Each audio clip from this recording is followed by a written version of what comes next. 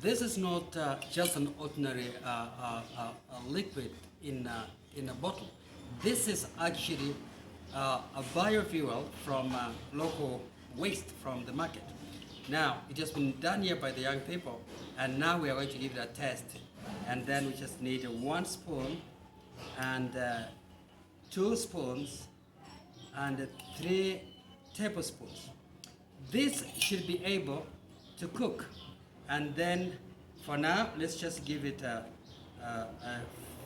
light up, and then we start cooking. Now the flame grows with the time, and as it is right now, we are going to put this water on, and we check it after about 5 minutes.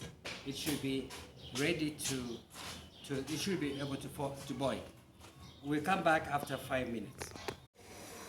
Yeah, the fire seems to have worked pretty good, well tamed, and the water seems to be boiling, so this is good. This fire can actually cook ugali, and it's very tamed fire.